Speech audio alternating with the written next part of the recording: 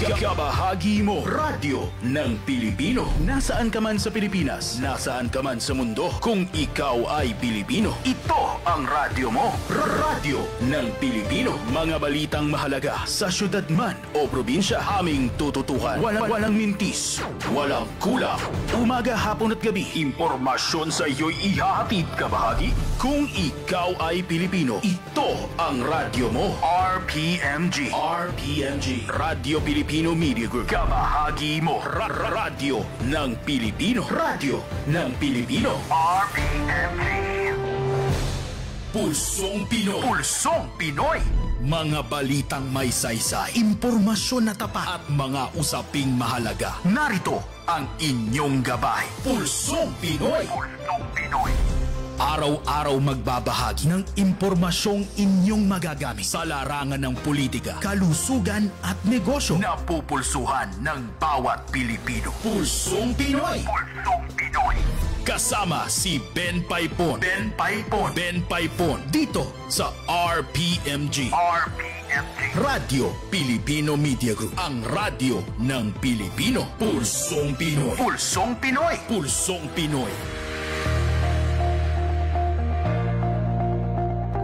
Pilipinas, magandang hapon. Philippines, good afternoon. Hi, Miss Universe. Magandang hapon po. And welcome now to the program Pulsong Pinoy dito po sa Radyo Pilipino. Saan man panig ng mundo, kabahagi mo, Radyo Pilipino. Ako po, si Ben Paipon, inviting you na to join us dito po sa ating programa Pulsong Pinoy. Alas 3 hanggang alas 4 ng hapon. Every day po ito, Mondays through Fridays. And today is Tuesday already. At ito'y talagang malungkot na balita sapagkat kahapon po ay yumao na po, pumanaw na ang ating pinakamamahal na Santo Papa, Pope Francis. And nagluluksa po ang buong Pilipinas sapagkat in some occasions po ay naging panauhin po natin ang Santo Papa. Nakadalaw pa po sa mga biktima ng bagyong si Yolanda doon sa Tacloban po. And nagmisa din po dito sa sa Metro Manila. Yan po si Pope Francis na sumakabilang buhay po kahapon. Ngayon, ang pinag-uusapan po ay kung sino-sino po ang pupwede na maging successor ng Santo Papa. At ito po ang tututukan po natin mamaya with our special guest sapagkat meron po tayong panauhin na siyang tutulong po sa atin paano po ba ang pagpili sa magiging kahalili ng Santo Papa. We have an idea of the process. Meron po tayong konting nalalaman tungkol sa proseso ng pagpapalit po sa Santo Papa. But I'd rather that an authority on the matter, katulad po ni Father Joel Camayan, ito po ay isang paring Pilipino at professor po ng Sacred Scriptures, Editor-in-Chief din po ng Word and Life Publications. Siya po ang makakatuwang po natin mamaya na magpapaliwanag paano po ba ang procedures, paano po ba ang mga protocols sa pagpili ng kahalili ng namatay na Santo Papa or Holy Father. Yan po ay mamaya po sa pangalawang bahagi ng ating Pulsong Pinoy dito po sa Radyo Pilipino. Kalinsabay po ng malungkot na mga balita, tinamaan din po tayo ng malungkot na mga balita simula last week. Sapagkat last week, naibalita din po dito sa atin na ang ating talagang Asia's Queen of Songs, si Madam Pilita Corrales ay pumanaw na rin po. At kamakailan lang, kanina lamang po, nailibing na po sa libingan ng mga bayani after necrological services were given here, no? By our government, nailibing na rin po ang ating katangi-tanging superstar. Ayan, si Ma'am Nora Honor. Ayan, nailibing na rin. At alam po ba ninyo mga kabahagi, kanina rin pong umaga, na i-report naman po ang pagpanaw ng OPM King na walang iba kung hindi si Haji Alejandro. Sa lahat ng mga pumanaw po, mga kabahagi ng mga personalities, hindi lamang po ordinary personalities, ito po mga talagang kahanga-hanga po ang kanilang kontribusyon sa sining at saka sa musika. Nora Honor started her life as a superstar, as a singer po, mga kababayan, hindi po ba? Ay yung bulilit na nanggaling po sa Bicol region, nagtitinda ng tubig sa tren, natuklasan po na ang ganda pala ng kanyang boses, sumali sa tawag ng tangalan, deklarado, panalo! Ayan, walang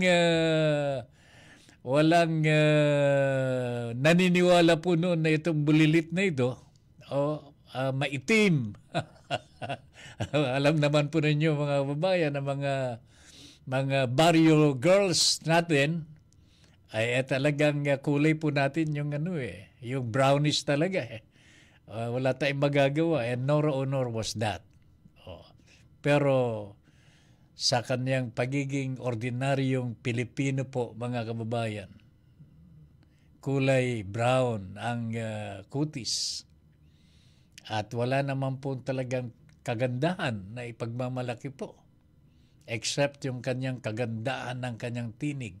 And later on, mga kababayan, na siguro talagang gift sa kanya po, yung talagang pag-arte po sa pinilakang tabing. Kanya po siya na-deklara na only superstar of the Philippine movie industry. So, kay Ma'am Nora Honor, tagahanga po ninyo ako, ma'am. At ako'y nakikiramay sa pagpanaw po ninyo sa inyong mga pamilya.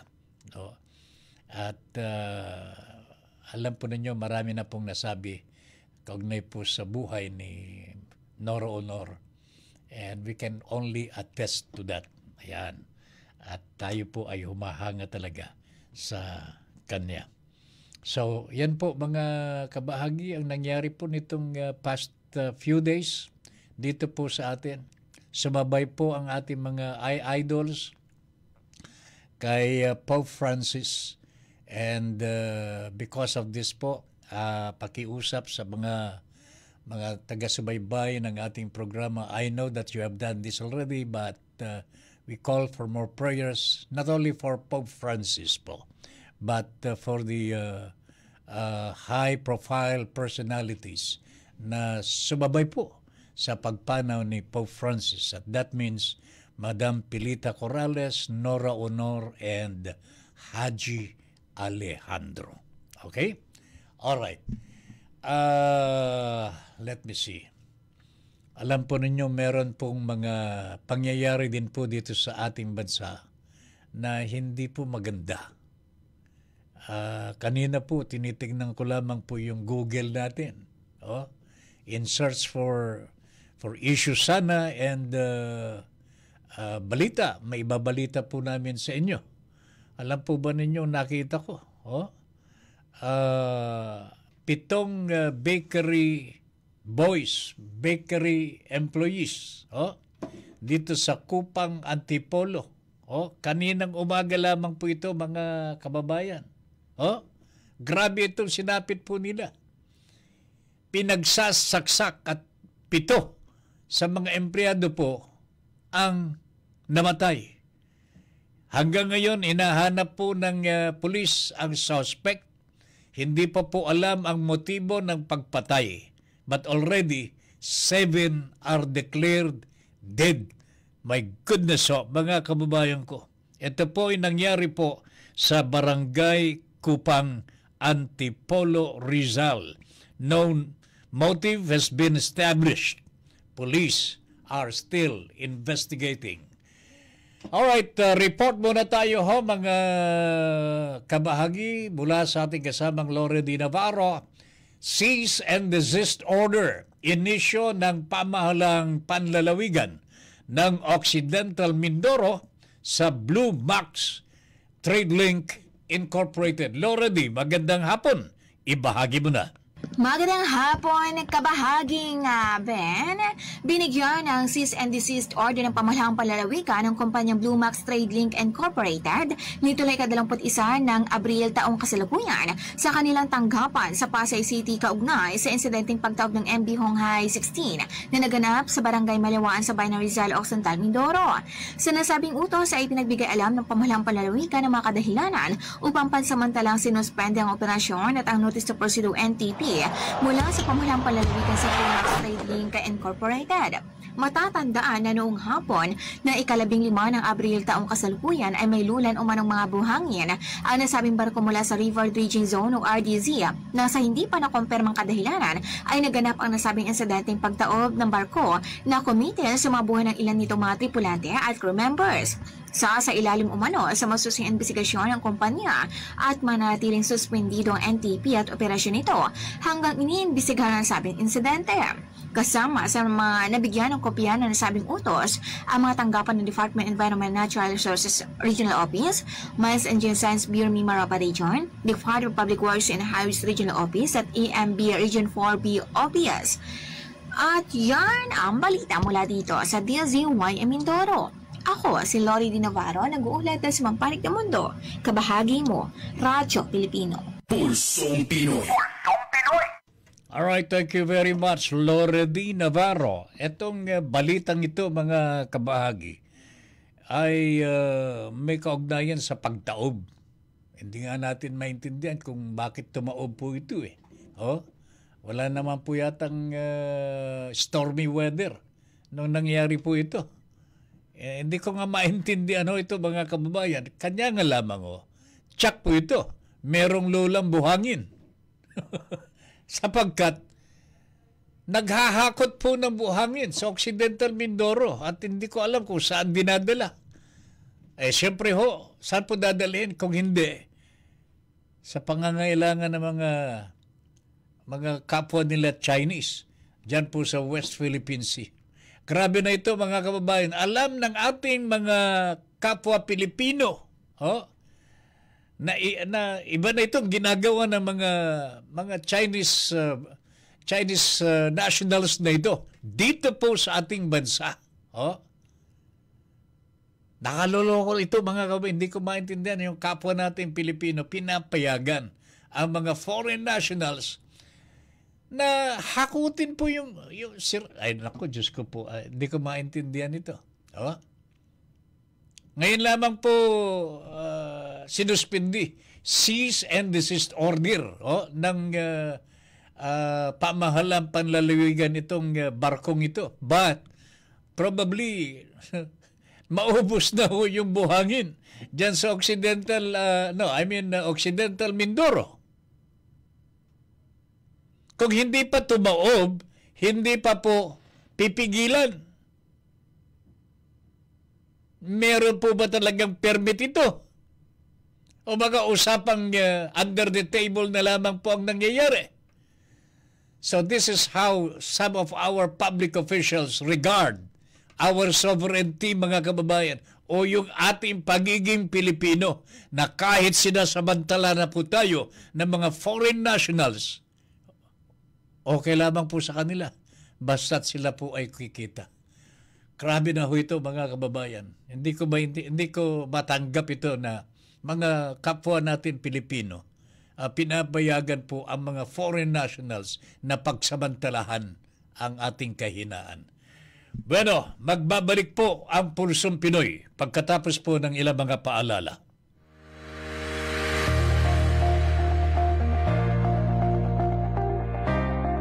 Pulsong Pinoy. Pulsong Pinoy. Ngayong 2025, anong klaseng pamumuno ang hinahanap mo? Sa darating na halalan, nakasalalay sa mahigit 68 milyong Pilipino ang kinabukasan ng ating bansa. Ang bawat boto ay mahalaga, kung kaya't maging matalino sa pagpili, usisain ng bawat plataporma at kilatisin ang programang kanilang ihahain. Para sa tapat at mahusay na pamumuno, dapat mangibabaw ang boses ng Pilipino. Boses ng Pilipino.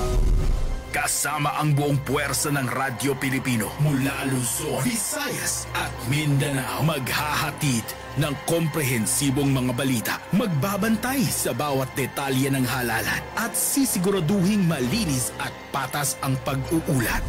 Makibahagi at makiisa dahil ang boses ng Pilipino, ang puso ng pamumuno. Pamumuno 2025. Lunes hanggang Biyernes, alas 11 ng umaga. Dito lang sa kabahagi mo, Radyo Pilipino.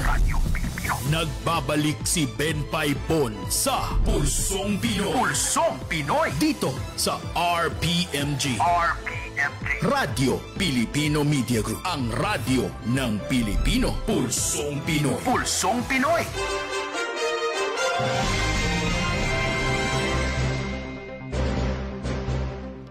Isa pang balita po mga kabahagi, hindi naman po ito kamatayan.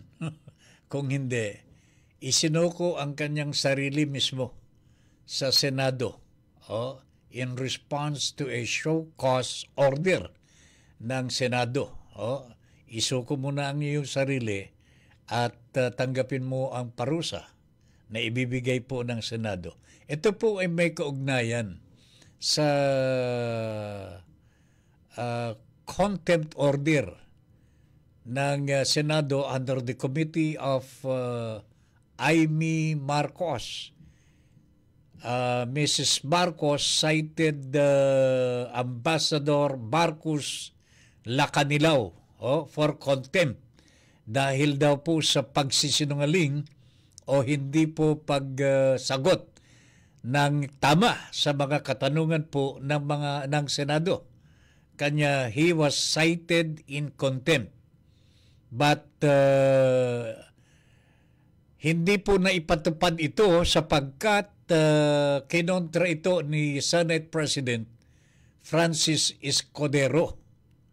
At sinabi niya kulang sa proseso ang ginawa ng Senado sa pag-cite in contempt kay Lacanilao. Kanya hindi po napatupad. But in the meantime, nagpadala po ng show cause order si Escudero para siguro magpaliwanag itong si Ambassador Lacanilao. And when he appeared in the Senate, ayan po, hinuli na po siya at ikukulong po siya for 2 days.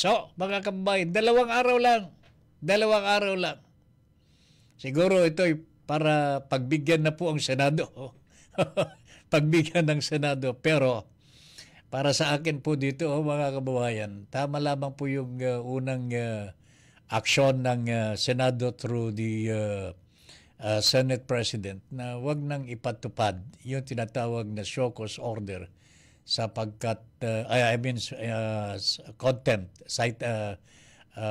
contempt order ng Senado sapagkat etong si Lacanilao was talaga naman pong sinasagot naman po ang mga katanungan ng Senado, but probably he was not really well informed sa mga yung detalye ng mga batas na umiiral po habang wala na po tayong membership sa Rome Statute. Hindi po niya alam ito yung mga batas na nakakabit po doon sa pagkaka-withdraw ng Pilipinas sa Rome Statute. At si Boyeng Remulla lamang po, ang ating Department of Justice Secretary, ang nakakaalam sa bagay na yan. Anyway po, mamaya po babalikan po natin ito. Kakausapin na po natin ang ating special guest for today. Ito po ay isang paring Katoliko po mga kababayan, a Catholic priest from the Philippines. Kabayan po natin si Father Joel Camayan. Professor po siya ng Sacred Scriptures and Editor-in-Chief ng Word and Life Publications. Nasa linya na po natin siya. Magandang, teka sandali lang ha, at maglalagay lamang po tayo ng, ayan, maglalagay lamang po tayo ng headphone para magkarinigan po kami ni Father. Kasi kung hindi po ako mag-headphone, hindi naman kasi pinaalaala ni Joshua ito eh. Alright, pasensya na po ha. Nasa linya na po natin si Father Joel Camayan. Father, magandang hapon po. Good afternoon, sir.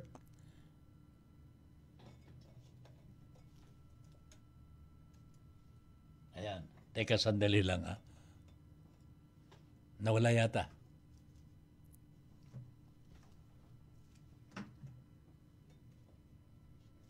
Alright. Father, magandang hapon po. Nandiyan na ba? Okay. Father, are you there already?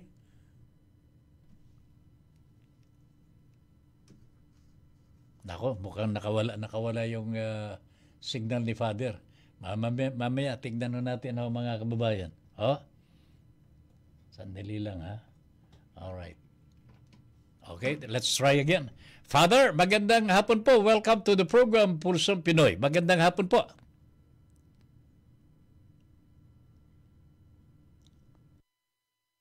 Okay, mamaya po, balikan po natin si Father Joel dito po sa ating Pulsong Pinoy. Siya po ang makakatulong po natin sa mga pagpapaliwanag ano po ang pwedeng mangyari po ngayon after the death of Pope Francis po. Pipili po ang Vatican ng kahalili o kapalit o successor ng yumaong Santo Papa. Yan. How is this going to be done? Yan ang dapat pong magpapatulong po tayo kay Father Joel Camayan sapagkat sila po ang mga authorities po dito. Ayan. Kahit na medyo meron po tayong konting kaalaman tungkol po dito, no?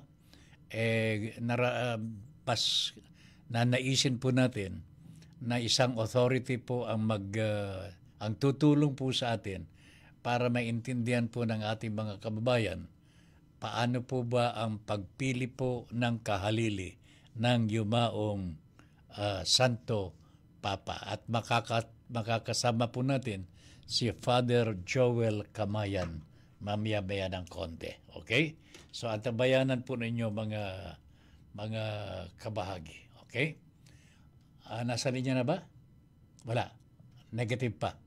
Okay. Antabayanan po ninyo mga kabahagi. In the meantime, eto. Habang hinihintay po natin ang magandang signal mula sa ating special guest for today. Today, mga kababayan, tumaas uli ang presyo ng gasolina. Naku, talaga naman ito. Wala nang katapusan ito na sakit sa ulo po para sa ating mga kapwa Pilipino. Ang gasolina po ay tumaas ng 1 peso and 35 centavos today. Alas 6 po ng umaga nagsimula po ito. Ang diesel po ay umakyat po ng 1 peso and 30 centavos. At ang kerosene po ay piso at 10 sentimo.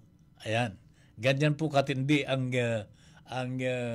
mga may-ari po ng mga gasolinahan, no? Kung gusto nilang itaas, ibaba ang presyo ng kanilang produkto, ayos lamang, wala magagawa ang gobyernong Pilipino.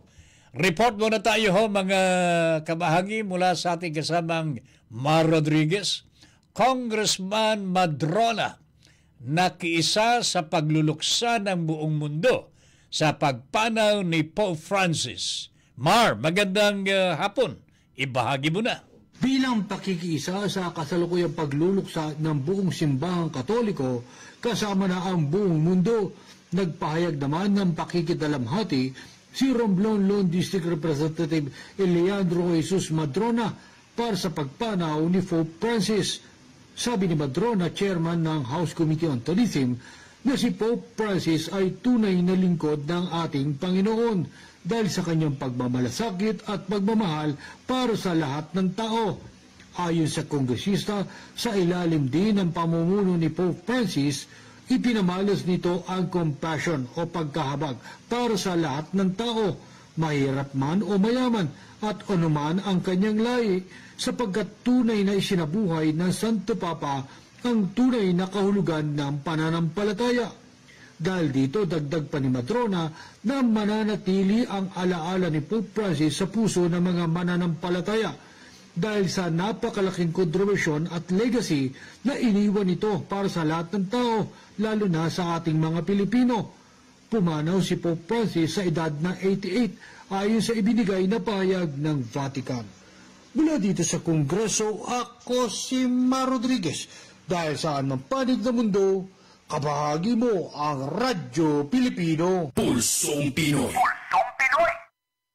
Alright, thank you very much, Mar Rodriguez. Balikan po natin mga kabahagi itong issue sa paghahanap ng kapalit o successor ng ating yumaong Pope Francis. Alam po ba ninyo mga babayan na according to the latest count, according to the latest count, 15 pong mga potential successors na nakikita po ng mga authorities. And one of them, isa sa mga ito, Pilipino ho, mamaya po. Mamaya po, babagitin po namin sa inyo kung sino ito. Sandali lamang ho. Pulsong Pinoy. Pulsong Pinoy. RPMC. Mga balitang mahalaga sa syudad man o probinsya, aming tututukan. Umaga, hapon at gabi, impormasyon sa iyo'y ihahatid kabahagi. Kung ikaw ay Pilipino, ito ang radyo mo. RPMG. RPMG. Radyo Pilipino Media Group. Kabahagi mo. Radyo ng Pilipino. Radyo ng Pilipino. RPMG. Ngayong eleksyon, ipamalas ang ating karapatan sa pagboto. Maging maalam at suriing mabuti ang mga kandidatong tumatakbo. Una, alamin ang iyong kandidato. Basahin ang kanilang mga profile at alamin ang kanilang mga plataforma para makagawa ng mas informed na desisyon sa pagboto. Pangalawa, maging matalino sa paghahanap ng impormasyon. Dapat siguraduhin na ang mga website na ginagamit sa pag-research tungkol sa mga kandidato ay credible at nagbibigay ng tamang impormasyon. Nakatutulong ito para maiwasan ng fake news. Pangatlo, makinig sa kanilang boses. Malaking tulong ang panonood ng mga senatorial debates at interviews tulad ng Pamumuno 2025. Dapat pakinggan ng mabuti ang mga sagot ng mga kandidato sa iba't ibang isyu at tanong para makilatis sila. Bumoto ng matalino at bumoto ng matalino.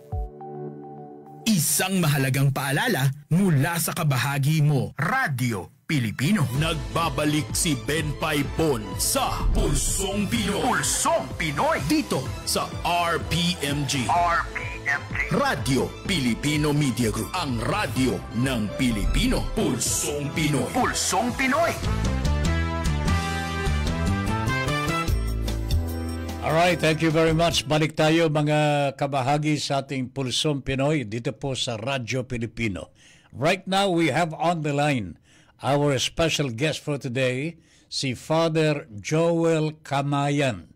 Siya po ay professor ng Sacred Scriptures at Editor-in-Chief, Word and Life Publications. Makakausap po natin siya at hingi po tayo ng mga kaalaman po sa pagpili ng successor to Pope Francis, who just died recently. So nasa linya na po natin. Batiin muna natin si Father Joel Camayan. Father, magandang hapon po and thank you very much for this opportunity to have you on the air. Father, good afternoon, sir.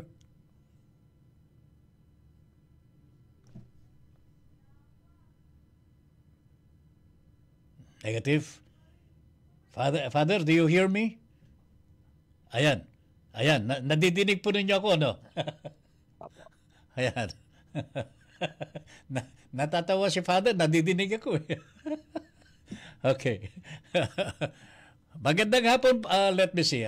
Sandali lamang po, Father. Ha? Ayusin lamang po natin itong signal po natin, itong line po natin dito sa ating studio. Ayan.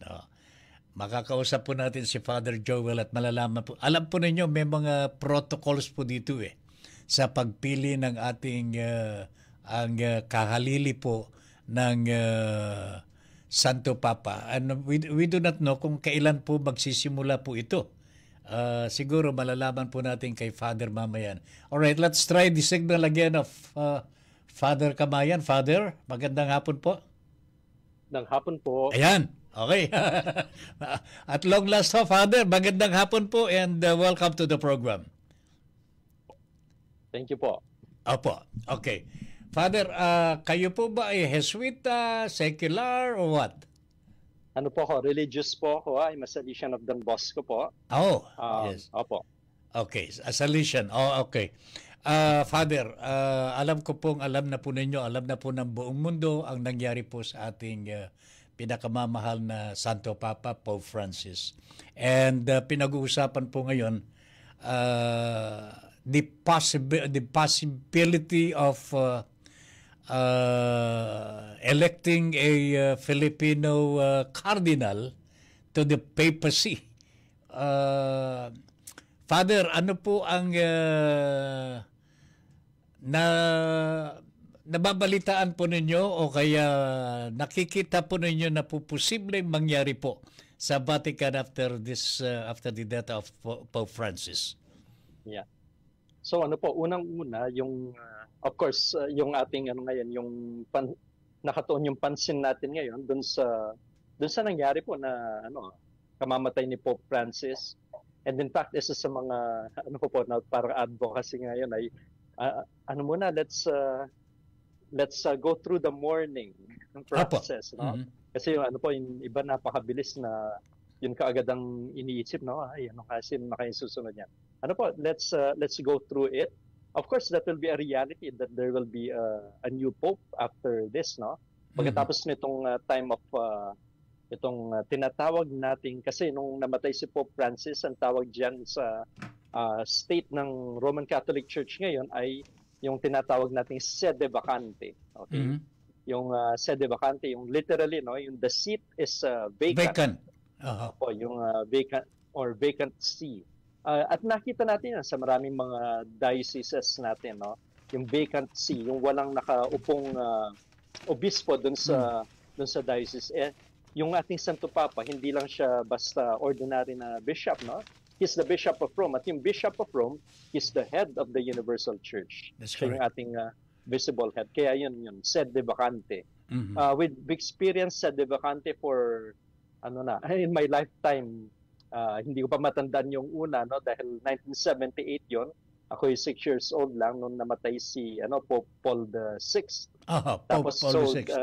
And then, nag-conclave sila, and then yung na-elect ay si the one who took Pope John Paul the First, okay, or Pope John Paul, kasi hindi man alam kung may susunod after that. So he took the name John Paul, mm-hmm. and then afterwards, same year then, namatay siya after about 33 days, and then was elected another Pope, and he took the name John Paul II. Yan, yung nakagisnan natin, no?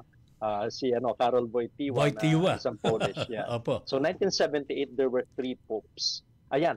And then for a long time, kasi napakahaba ng pontificate ni John Paul II. So he quote unquote reigned from 1978 until his death. At namatay siya noong 2005. So medyo matagal-tagal din 'yon, no? 27 years of pontificate. And then after that, na-elect si Joseph Ratzinger, and naging siya si Pope Benedict XVI. Mm-hmm. And si Pope Benedict, he resigned in 2013. Natatandaan ko, nandun ako nung nag-resign si Pope Benedict. Nasa Rome ako noon. And so, sede vacante, nandun ako. And so, I was following the news until yung si Pope Francis was elected Pope, no? Si Jorge Bergoglio from Argentina. So, I was there in St. Peter's Square. Nandun ako, I witnessed yung paglabas ng white smoke. And nung lumabas yung white smoke, nagdagsaan sila. That's why it's a bit, tama po yung pag-imbita niya sa akin, no? It's a bit special for me kasi I've witnessed that time when the first time that he came out as Pope, Habemus Papam, tapos nandun siya. And I was there for that for that evening. And yun, I've been following this up, no? Nung pumunta siya dito sa atin sa Pilipinas, sa Pilipinas nung 2015, that was already 10 years ago. I was also an anchor, no, in many TV stations and radio stations, yan, recounting these things din, no, na my experience together with the Pope. And it's very meaningful for me. Kaya ito nung kahapon, there's a different feeling in me. Plus, kami mga pare, pag nagmimisa kami, and that's every day, sometimes more than once a day, yung when we mention, no, in the Eucharistic prayer, yung pangalan, our Pope, no, Francis. And now, we will not say his name anymore kasi wala na siya. Hindi na siya. Hindi na siya until parang it's a vacancy, a vacant period, no, where we will not, we don't mention any Pope. We mention the bishops, okay, but until that time when there's already a new Pope. Yan. So yan po, na it's a reality that we now have a sede vacante in regard to our Pope, no, in regard to the Vicar of Christ, in regard to the Bishop of Rome. Yeah, yun. And then your question, no, yung possibility, well, there are a lot of possibilities. And in the conclave of 2013, marami na nagsasabi na baka maging si Cardinal Tagle, and he was so young at that time. Kaya people are saying that it could be a possibility. Pero pa rin ako, I'm a bit cautious pa rin in saying that probable yan. Hindi kasi in the end, it's not what people believe in or think about, but it's actually the working of the Holy Spirit. It's God's will kung sino yung maging Santo Papa. And whether siguro syempre kung may Pilipino okay, masaya tayo, pero in the end importante kung yung kagustuhan ng Diyos. Kung yun yung kagustuhan ng Diyos, well and good. Kundi okay lang. So anyway, Father, siguro sa ngayon we are in the morning state, kumbaga nagluluksa po tayo at hindi pa natin po pwedeng pag-usapan yung succession. Yan. Siguro yung napapag-usapan din, pero yung let's go to that na in the end, it's sana yung maging Santo Papa yung tunay na yung maging yung the one who would be shepherding the church, no, especially the right person for these times. And I know the Holy Spirit will indeed work on that. In the meantime, Father, in the absence of a Pope, as in this case, meron pong designated, meron po bang designated office, kumbaga officer in charge of the Holy Catholic Church? Yeah. Actually, ngayon po, it's the experience nung nag-resign si Benedict XVI, okay, may kumuha ng role na yun, yung tinatawag na Camerlengo. Meron it can be distinguished from the Dean of the Cardinals, okay, pero yung Camerlengo, he plays a vital role dun sa period na yun after the death of the Pope and then the election of his successor. Yun siya, parang siya yung nagli-lead in that sede vacante. He does not lead the church spiritually, pero yung ginagawa niya? He's responsible for managing the temporal goods and the governance of the Vatican hanggang ma-elect yung bagong Pope. So ano yung mga duties niya? Yung present Camerlengo na tinatawag, no? Yung Camerlengo ay si Cardinal Kevin Farrell. Siya yung Camerlengo of the of the Catholic Church. Akala ko noon, Father, yung Camerlengo. Yan ang pangalan po. Hindi po. It can be taken by the one designated for that. Designated pala ito. Then there is a name that will take the position. Cardinal Kevin Farrell. Ayan, Cardinal. So he's one of the cardinals also. So ito yung mga duties ng Camerlengo. No? He verifies the death of the Pope. Tapos siya yung nag-a-announce. Pwede niyo search sa YouTube, no, yung pag-announce ng death ng Pope. He's the one, yan. Tapos ang ginagawa niya, he seals the papal apartments, lahat ng mga yung office, no, yung room ng Pope, no. Tapos yung Santo Papa, meron siyang ring na tinatawag na fisherman's ring, siya yung papal seal. He oversees the destruction of that. Parang it's something symbolic na eto na, hindi na si Pope Francis. Ayan. Tapos siya rin yung nag-organize ng funeral rites of the deceased Pope. And then he prepares for the conclave where the new Pope will be elected. So yung conclave, that's an old name. Matagal na yun, no? Conclave. Papal conclave. Conclave is parang yung literal translation niya, yung with keys, under lock and key, parang gano'n, no? Ayan. Tapos yun yung body of cardinals na mag-elect sa Pope. Okay, and then yung day-to-day affairs ng Vatican, pero he cannot make any decision reserved to the Pope. So hindi siya Santo Papa. Okay? Itong si Cardinal Kevin Farrell, taga-Ireland yan, pero naturalized American citizen. Tapos yung meron na siyang role sa Vatican, yung prefect for the dicastery for the laity, family, and life. Tapos yung nag-appoint sa kanya na Camerlengo ay si Pope Francis noong 2019. So yan, dati siyang bishop ng Dallas, Texas, at magaling siya sa administration and pastoral concerns.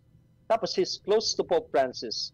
Tapos especially he shares yung emphasis ni Pope Francis dun sa lay participation and family ministry. So yun yung Camerlengo ngayon. So siya yung parang man of the hour ngayon, no? Parang kapuso pala na Pope Francis ito. Talaga. Yes, yeah. Although of course being a cardinal, parang pag nandun, it's parang pwede kang maging papa. There's a possibility na maging Santo Papa, of course, nandun. Although of course those who are involved dun sa election ng Pope are the cardinals who are not beyond 80. So pag nag-80 na, hindi na kasali dun sa mga cardinal electors. Ang ibig sabihin po ba ng Father, pagka ang isang cardinal over 80 years old na, hindi na po siya po pwede na sumali pa po sa paghahalal. Hindi na siya kasama doon sa electors. Sa electors. Pero, of course, they have a role ngayon. Every cardinal would be there in Rome. Yung parang kasi merong tayong tinatawag na College of Cardinals, so nandun. So they'll be meeting. Pero mag-i-elect yung mga below 80. Pero sa ngayon po, Father, would you have any idea how many cardinals are there in all over the world?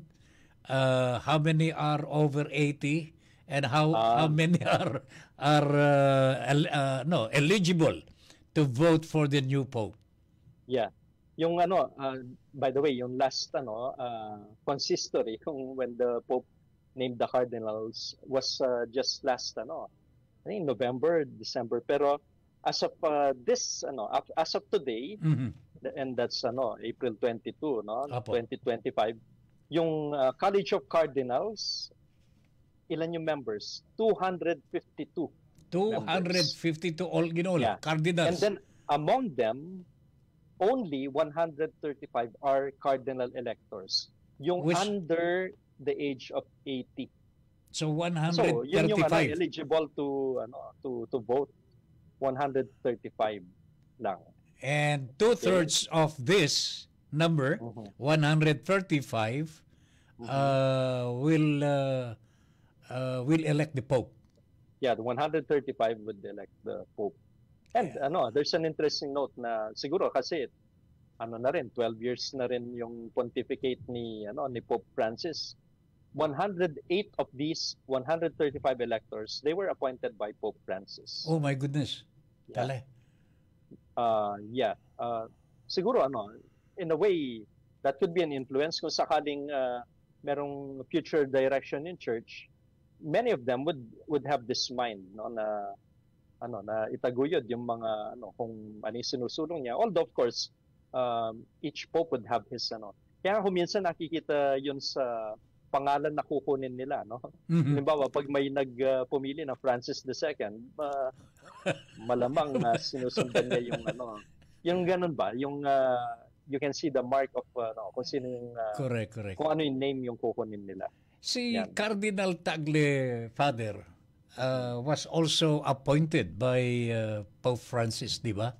As cardinal, hindi. Pope Benedict. Pope Kaya nandun na siya nung conclave nung 2013. That's correct. I mean, yes. Yes. So, but Cardinal Tagle is one of the few talagang kinikilala po na maaring lalaban or ma-elect as Pope. Siguro in terms of siguro prominence kung sasabihin na yung kilala, although of course there will be others, no? Mm-hmm. Yeah. So, Father, pakituruan na rin po ninyo kami. Ano po ba ang ginagawa po ng Vatican ngayon? Nasa pangalawang araw pa lamang po ng pagpanaw po ni Pope Francis. Ano po ba yung mga ginagawa po sa Vatican po ngayon? Yeah, unang-una po kasi sede vacante, no? So, meron mga ginagawa ngayon. Of course, isang importanteng bagay dito ay yung merong wake yan. Wake. Yung his remains will be in the basilica na ewan ko lang ngayon kasi yung the burial yung meron siyang parang yung kanyang instructions before he died, no, paano yung funeral. So ang niya parang his wishes ay it will be very simple yung kanyang funeral rites. Simplified kasi merong mga parang protocols, rules kapag namatay yung pope, paano yung ngayon in his time na rin, no, yung parang ni-revise din yon. So of course expectedly tulad na nabanggit ko na may wake, no, so the body will be in St. Peter's Basilica for public viewing. Pero yung without the traditional yung raised na platform, yun parang tinanggal niya yon. Pero yung funeral mass expected to take place, siguro we can go to the news for this one, no? Pero it's expected to take place between 4 and 6 days after his death. So halimbawa, namatay siya 21, yan 25 to 27, yun yung I think there are already dates, no? Hindi lang ako aware this time. Pero so, yung katagal po ng burol. Ibig sabihin yung wake. Yes. A few days. From the time he died until 4 to 6 days. And of course, hindi magtatagal talaga na matagal dahil yun, isang sa Italy hindi nagtatagal yung burol. Pero of course there will be thousands, maybe tens of thousands of people who will be lining up. Correct. To see we can imagine that already, Father. At nakita na yun nung namatay si Pope John Paul II, St. John Paul II. Ang dami. And then may nakausap ako, sila raw yung last na pinayagan na pumasok. At mahaba pa yung pila. Tapos sinara yung mga parang ay sayang yung mga nasa likod nila, no, kasi they were waiting for hours. My goodness. Line, no, yan. Tapos yan.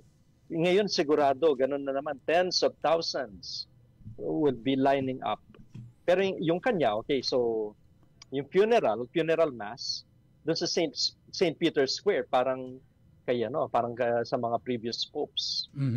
Pero di tulad ng ibang kasi marami sa mga popes, most of them, they're buried in St. Peter's Basilica.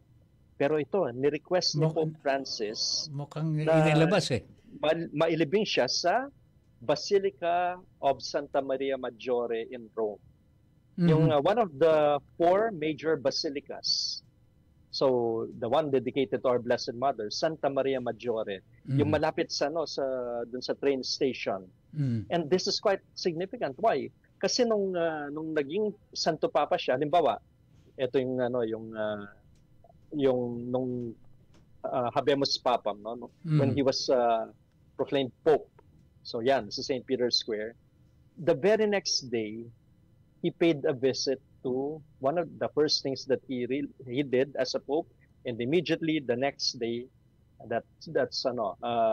after being elected, he went to visit Santa Maria Maggiore. Santa Maria Maggiore, meaning to say, parang bibisitahin ko muna yung ating nanay, si Mama Mary. Kasi yun yung favorite Marian icon niya nandun.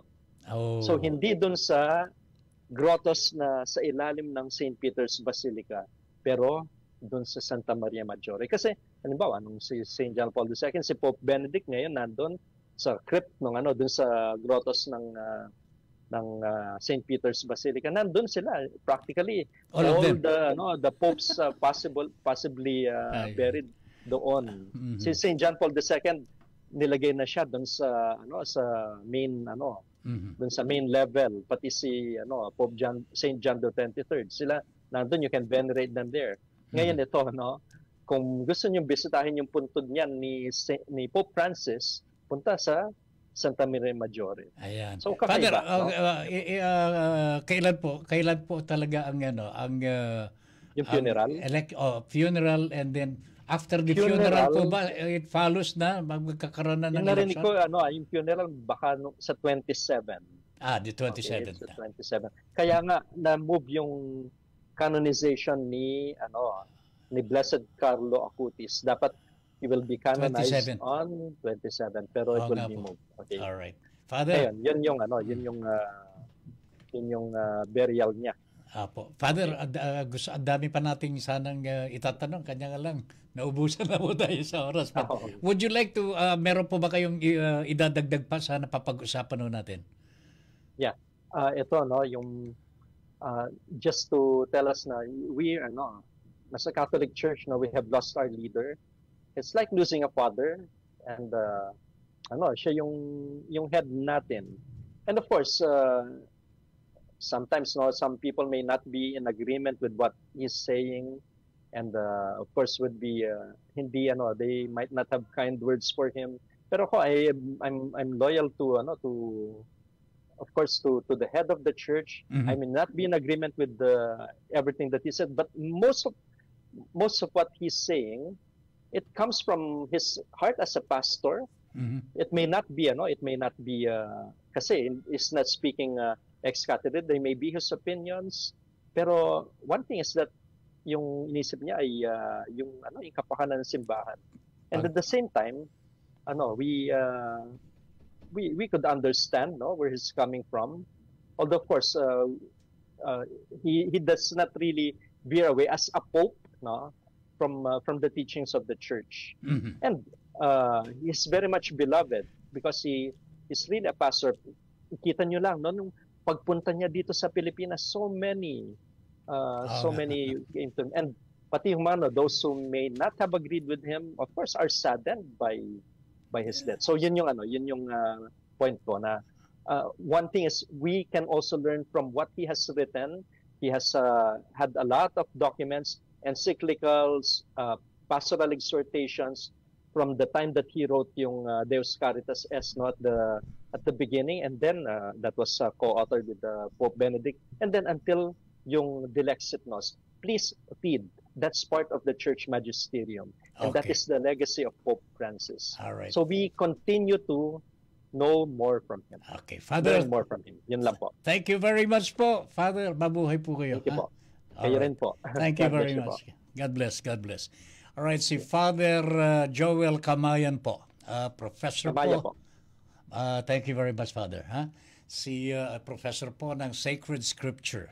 And he was blessed to be there nung maging Santo Papa si Pope Francis, no? And parang yung aking anak nung araw nung dumalo po dito ang isang Santo Papa. I was able to reach the Holy Father. Sabi ko, Father, my child. Nahalikan po siya. Anyway, mga kababayan, wala na tayong oras po sa kabuuan ng ating Pulsong Pinoy dito po sa Radyo Pilipino.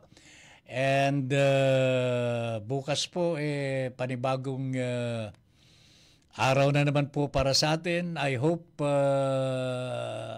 hindi na po madadagdagan ng mga high-profile personalities na pumapanaw kasi halos magkasabay-sabay na po itong nangyari. Grabe na talaga ito mga kababayan. Pero anyway, meron pa ba tayong no more? Okay. Yung mga reports natin, siguro ipasok na natin po sa some other time. I-edit na lamang po natin.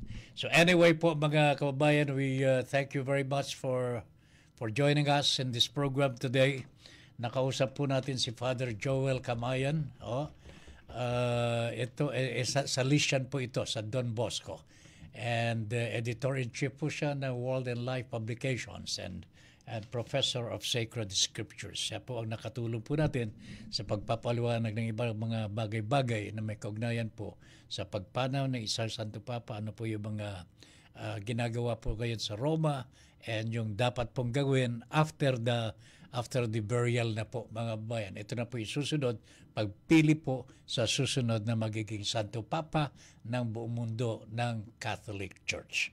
Alright, wala na tayong oras po sa kabuuan ng ating Pulsong Pinoy today.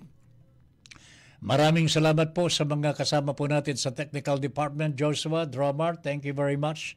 At syempre po sa ating Head Technical Director po, si Engineer Dave. And to our Production Manager, si Ram Alonso. Producer po natin, si Ango, and mga researchers po natin, si Serge and Fee. Thank you very much sa inyong lahat. Ako po naman ang inyong kabahagi sa Himpapawid. Ben Paipon, nagsasabing thank you very much for allowing us into your homes and for giving us the privilege to be of service to you. Magandang hapon po sa inyong lahat. Pulsong Pinoy. Pulsong Pinoy. RPMC. Kabahagi mo, radyo ng Pilipino. Nasaan ka man sa Pilipinas, nasaan ka man sa mundo, kung ikaw ay Pilipino, ito ang radyo mo. Radyo ng Pilipino. Mga balitang mahalaga sa syudad man o probinsya, aming tututuhan. Walang mintis, walang kulang. Umaga, hapon at gabi, impormasyon sa iyo'y ihahatid kabahagi. Kung ikaw ay Pilipino, ito ang radyo mo. RPMG. RPMG. Radyo Pilipino Media Group. Kabahagi mo. Radyo ng Pilipino. Radyo ng Pilipino. RPMG.